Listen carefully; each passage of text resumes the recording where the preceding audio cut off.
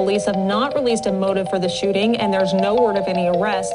This is the 43rd homicide in Columbus in 2021. Going back home, 4 of us came, and only 3 of us going back just felt unreal.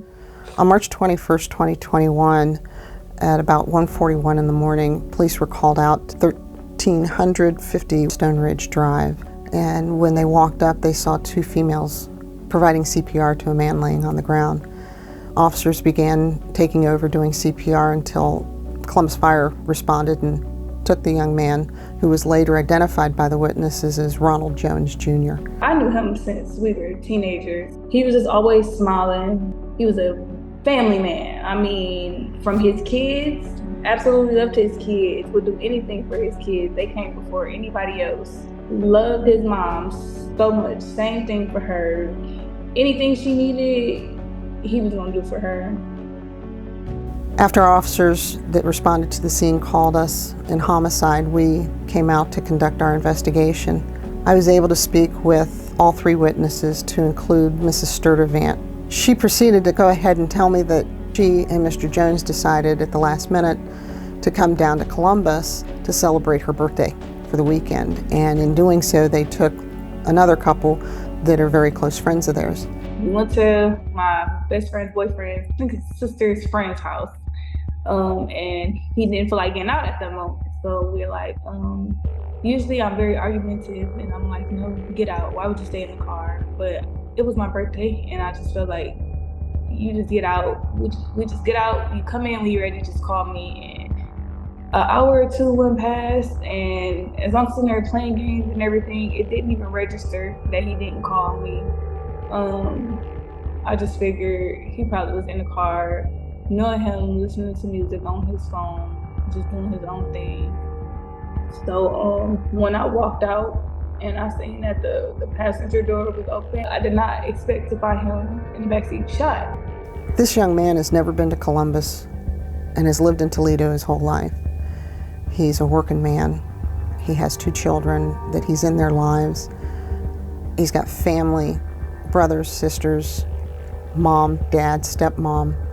They just took a nice young man from a lot of people. He had two kids, 2 sons.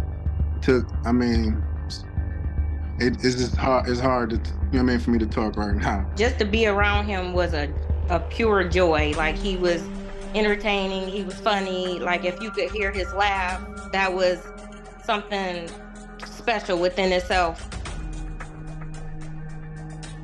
The last things that I always think about is, like, when he was in the car by himself, like, what was his thoughts? Like, was he screaming out for help, or was he, asking for his mom? Like, I don't know. And it just hurt me because I wasn't there to save him. You don't know what you've done to our family. It's just now 2 sons of his are not growing up together anymore. They see each other maybe once a year now. I don't have another son. That he was my only son. My daughters, they miss their big brother. They're having children of their own, and they just have to tell their children stories of him. His oldest son, I think he's about 5 or 6.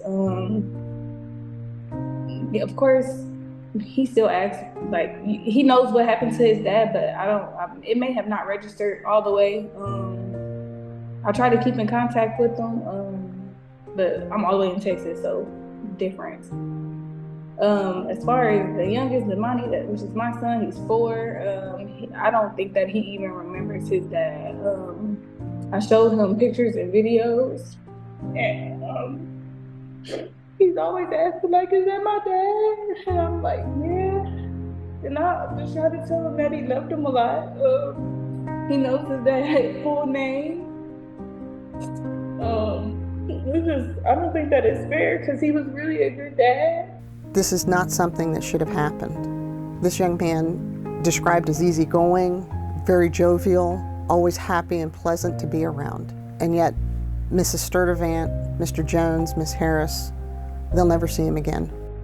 I know that the street motto is don't snitch, but it's not fair for someone who's not in the streets to be taken advantage of like that. It's not snitching.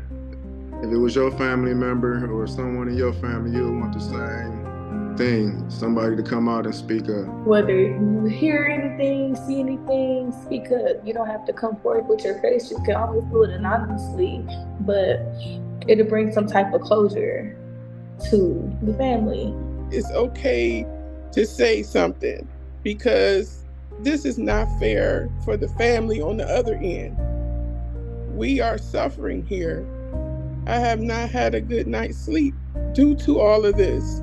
And I just want it to end. I want to get justice, and I want my son's name not to die in vain.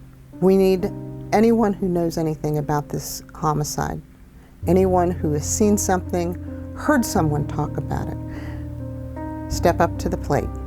Please make this right.